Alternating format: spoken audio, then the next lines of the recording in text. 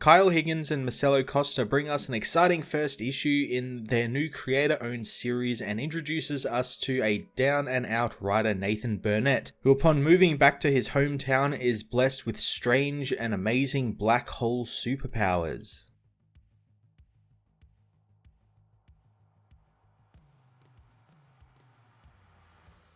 Kyle Higgins wonderfully opens up his new superhero tale with something all too real: financial troubles. Our introduction to Nathan is very human, as is the way he reacts to things happening around him, like the giant shift in his life that forces him to move back home. I feel like Kyle might have been drawing from some personal experiences there, and it's great to see he adds a personal and real connection to the character and hero. Speaking of the new hero, I did enjoy this issue. It wasn't filled with constant explanations or expository dialogue of the powers he is given. He's got to figure it out all on his own. He reminds me of other heroes like Kyle Rayner or Peter Parker, both being saddled with a great responsibility and having to deal with it themselves with no real guidebook to guide them. Nathan's relationships were a lot of fun to explore as well, and I can already tell his best friend is being set up as maybe not a villain but more just a foil for him, being as that he seems to be quite selfish in that he thinks that the powers Nathan has are both of theirs and that he wants to use them for his own goals, and I'm looking forward to that being explored in upcoming issues.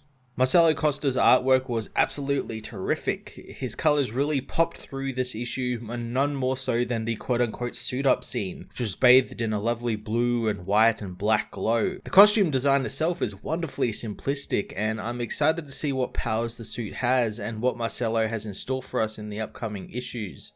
Radiant Black issue 1 was a fantastic first issue in a new creator-owned series that takes some fun, previously seen new superhero origin tropes and plays around with them, delivering a personal take on the superhero origin story that teases out an exciting and action-packed story in issues to come. I'm going to give this issue a 9.5 out of 10.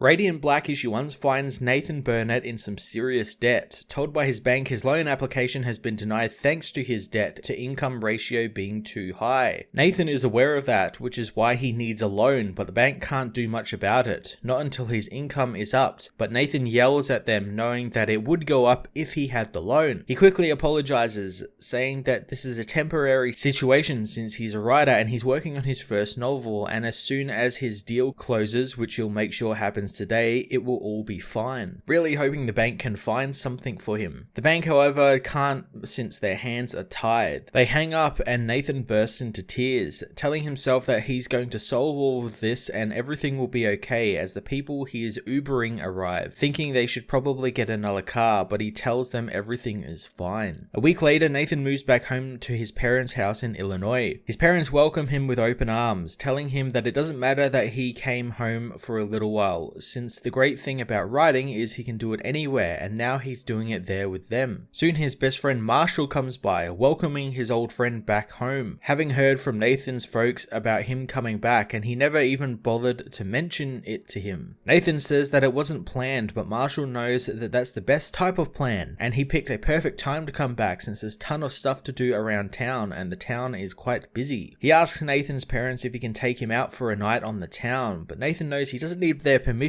but his mother says that sounds like a good idea. Later on, Marshall learns just how much debt his friend is in over drinks, asking how the hell it happened. Nathan says that there are a lot of moving parts, telling him about the novel he's writing and how it's based on one of his best short stories, and an agent who is a big deal in crime fiction can get him a huge deal for it. He just needs to finish it, but things have gotten tight. Marshall realizes his parents don't even know about it since they would freak out, especially his father, who freaks out over $12 beer. Marshall says if he's paying that much for beer, he deserves to be in debt. Nathan doesn't know how he's going to do this since he wanted to be the next Raymond Chandler, but Marshall reminds him that Chandler died broken drunk, making Nathan want to leave, but Marshall stops him, saying that he took a shot at his dreams, and while it didn't work out, it doesn't mean he's worthless, and he would be doing better had he listened to his ideas, but they made each other's beds. Nathan quickly reminds his friend that's not how the saying goes, but Marshall says that he knows how it goes since he wasn't the one who moved back home after failing as a writer. Nathan calls his friend an asshole, toasting with Marshall, who says that he's going to love the new town. Later, Nathan carts the drunk Marshall home as he talks about maybe they can catch up some of the new movies out and he could even help Nathan write his book. Nathan is unsure as they arrive at their car. Soon, both men see a glowing object in the distance, going over to the train tracks to find the glowing object. Marshall notes how it looks the same from every angle and how it almost looks like a black hole. Nathan reaches out for the object, which latches onto his arm, crawling up to his chest and engulfing him, covering him in a suit and helmet. Nathan says he doesn't feel different, but Marshall knows he very much is, and his cell phone camera confirms it. Nathan demands to know what happened to his friend as he taps the helmet, causing Nathan to vomit, shocking Marshall since he's doing it without a mouth and with the helmet still on. Some police officers soon come by investigating the disturbance, so Marshall tells them that they are all good. The cops think that Nathan is just wearing some silly Halloween costume, telling the men that they need to get off the tracks, but Marshall says that they are First Amendment auditors, saying that they have a right to free speech and peaceful assembly. The cops say that they are on private tracks as Nathan spots an incoming train. Marshall gets mad since Nathan uses his real name in front of the cops as he tries to tell him about the train. Marshall refuses to move off the tracks, demanding the cops go away as Nathan pushes his friend clear of the train. That's not all Nathan did, as he finds he levitated the train as well, along with the cops and their car. He doesn't know how he did it, saying that he reacted to the train is all. He tries to let them down, but Marshall tells them not to yet, since he tells the cops that they'll be put down if they don't get arrested. One cop says that that's extortion of a police officer, but his partner agrees to the terms, not dealing with the heights very well. Marshall hopes his friend can fly as Nathan grabs him and they head into the sky as the cops and train are gently put down to the ground. Later on, Marshall tries to determine what the hell happened to them, but Nathan has no idea how a black hole gave him the ability to fly and lift trains. He tries to pry off the helmet but can't find any latch, panicking as his power begins building. Marshall tells him to calm down and breathe, but Nathan can't, just wanting to get the helmet off. Marshall tells him to breathe, so he does, and the helmet soon retracts itself. Calming himself, Nathan thanks his friend, and Marshall says that's what he's there for, since he's going to need help figuring all of this out and why it came to Lockport and what else can they do with that power. Nathan confronts Marshall about how he handled the cops, saying that he could have gotten them killed, asking why he threatened them. Nathan says that he never asked for his help or anyone's help, and after a moment, Nathan says the worst part about coming home isn't the fact that he tried and failed, since that implies he actually did something, but it was the chance to do something meaningful, and he wasted that. He reveals the agent he mentioned was looking at his book 4 years ago, but he hasn't heard anything from him since, and he still hasn't even written the first chapter of it. He knows he screwed up so many things, but now he has this and he knows it's important, since if he can fly and lift trains, then the stakes just got a lot higher and he can't screw this up. Marshall doesn't know what happened in LA, but knows the type of person Nathan is and how much he cared. He knows his friend isn't going to screw this up and he won't let him. Marshall thinks that this might even help with his writing, as in Chicago, a bank explodes open as a person wearing a red variant of Nathan's new costume walks out with bags full of money.